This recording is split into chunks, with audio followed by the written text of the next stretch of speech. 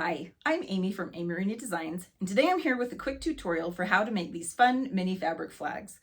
With raw edges, these fabric flags come together super fast and easy. You can string them together on a bunting like this, or you can stick them on a wooden dowel and turn them into picks for vases, jars, or centerpieces. They are scrap friendly and really fun. The pattern for these is available on my blog at amydesigns.com. I'll put a link right to that blog post in the description below, or you can sign up for my email newsletter and get a PDF version of this pattern sent straight to your inbox. If you're ready to get going with me, let's sew. To begin making our fabric flags, we are going to start with our rectangles. The rectangles should measure 8 inches wide by 3 inches high. This is a completely random measurement that I came up with. You are welcome to adjust it as needed. If you need them a little smaller, if you need them a little bigger, you can play around with the sizes. But for this tutorial, we are going to do 8 inches by 3 inches.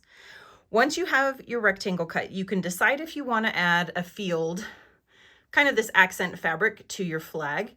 And if you do, you are going to need another little rectangle. This one should measure 3 inches wide by 1.5 inches tall. So once you have your 2 pieces cut, the next thing you want to decide is the shape of the flag you're going to go with. Now you can either keep it as a rectangle and keep it super simple.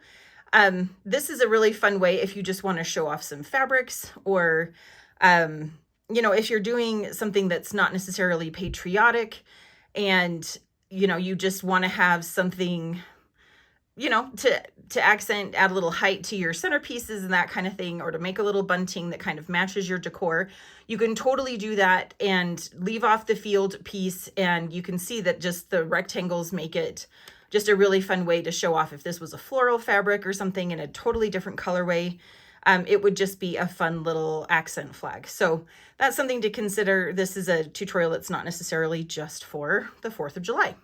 So you can leave it like this and then just head to the end of the tutorial, or you can add a little bit of shape to it. So this one I am calling the banner shape, and this one I am calling the pennant shape.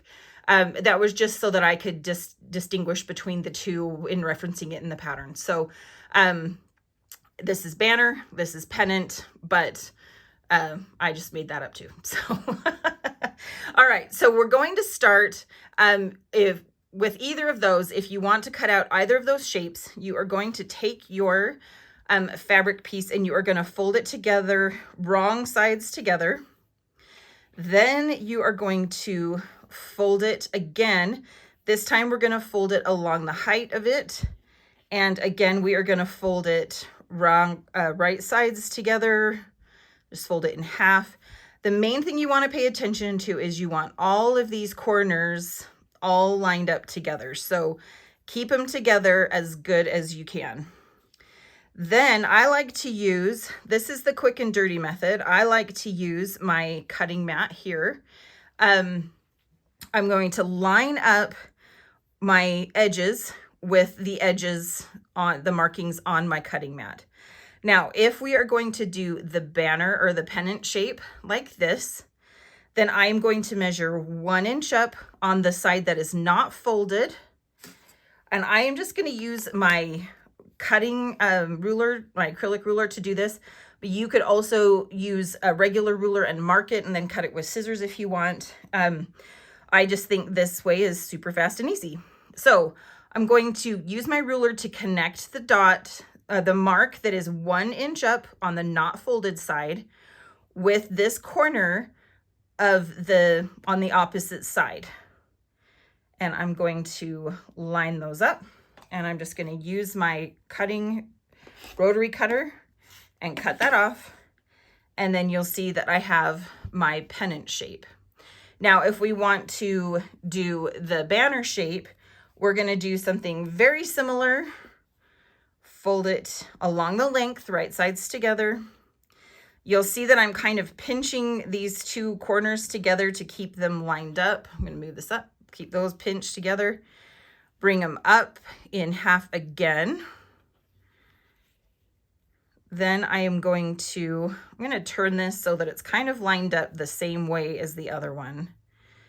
So again, I'm going to try to get all of these 4 corners lined up nicely together, line it up with the marks on my cutting mat. So I'm lining up this edge so that it's lined up with this mark, this edge with this mark here. Then I'm going to take my ruler, and this time I'm going to measure up 1 inch on the folded side. So I'm going to line that up with the 1 inch mark, line up the other end with the corner on the opposite side, use my rotary cutter, and now I have the banner shape.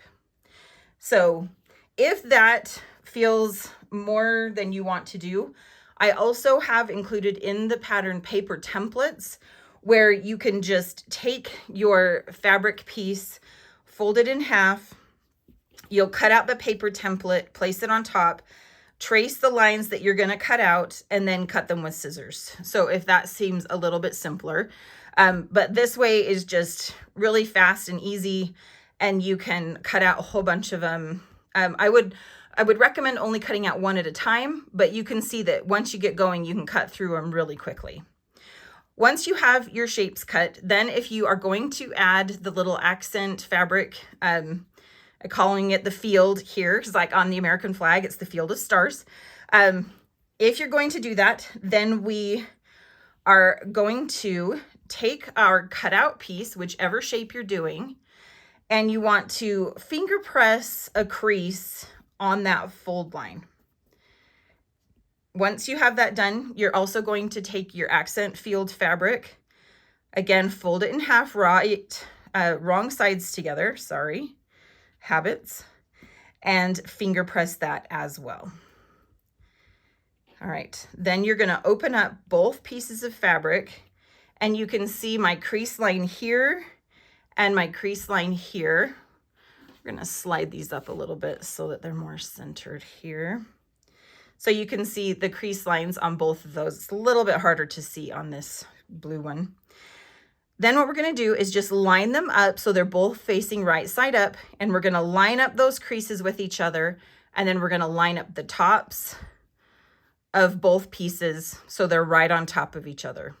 We're gonna take this to our sewing machine, and we're gonna sew around using an edge stitch, 1/8 of an inch seam allowance, just going around the edge to hold those together. If you want, you could put a little dab of glue in the center of this just to hold the pieces together as you go to sew, but I usually just pick them up, move them to my machine, and sew them together. Once you have them sewn, it's going to look like this. And the last step is simply to just fold that back up. And if you're not adding the accent piece, this is where you'll rejoin the tutorial. You're gonna fold it in half with the wrong sides together. And then we are going to begin by sewing up on this folded side. And you want to use a generous 3/8 inch seam allowance. You could even maybe go up to, I wouldn't quite go to a 1/2 inch, but you want a pretty generous seam allowance here. Now the dowels that I am using are 3/16 dowels, and a generous 3/8 seam allowance here lets those kind of sit on there, but that makes it easy to slide on. So that's my tip. If you are finding that it's too tight on your dowels, you may want to increase your seam allowance. If it's too loose, you can decrease your seam allowance. So I would suggest sewing up one, testing it on your dowel if that's what you're doing, and then seeing if you need to adjust that seam allowance. If you are just making a bunting or a banner, you don't have to be so generous or even so worried about your seam allowance here, and I would just go with a 3/8 seam allowance. So you want to do a 3/8 seam allowance up this side, this folded side, and then you're going to continue around the rest of the flag with just an 1/8 inch edge stitch seam allowance. And it's going to look just like this. So you can see where my side seam is here, and I've left these ends open, and that just gives me a little channel to either add my dowel or to string it onto my yarn or twine or whatever I'm going to do. And then I have just done an edge stitch all the way around the rest of that flag. So let me hold up this red one. Maybe you can see the stitching on that one a little bit better. And then I have my seam allowance there. So then the last step, if you are going to turn it into little flags for, you know, your centerpiece or vases or jars or whatever, is to just slide on into the dowel. Now, if you are finding that your seam allowance is just a little bit too generous and it's not staying on the dowel like you would like, you could add just a little bit of glue, like maybe an Elmer's glue here, and then slide it up and kind of hold it in place to tack it. You could use a little bit of hot glue just to kind of tack that into place. But then this becomes removable. The other option is to extend this little edge stitch seam right across the top of that so that there is kind of a cap on that channel, and then your dowel won't slide. It will just stay right about there. And the thing that's nice about having your flag be able to come on and off is it just makes it easier for storage. So you can pull off your flag and just kind of stack all your flags together and then have your dowels separate. And then you don't have to worry about trying to keep both things together. You don't have to worry about these bending. It's easier to keep these flat. So those are just some quick tips for storage on those. If you are going to turn this into a bunting, you are just going to use a needle, one that's big enough for your yarn, and just thread it through those channels there and get them all lined up. If you are doing the bunting, you could add wood beads, you could add felt poms, you could add little wooden stars, you can add little ribbons or twine strings in between them just to add a little bit more variety and interest to your garland or your banner bunting. So those are just some options. Also on your little flags, you could add a little ribbon or a bow of jute or twine. You could glue a little wooden star up at the top. There's lots of different ways that you can take these and embellish them. But I hope you've enjoyed this super quick mini fabric flag tutorial. I will have the PDF pattern available for newsletter subscribers. So if you want to sign up, the link for that will be in the comments below. If you just want a written tutorial for this, I will have a blog post on my blog at amarooneydesigns.com. And until I see you next time, happy sewing, my friends.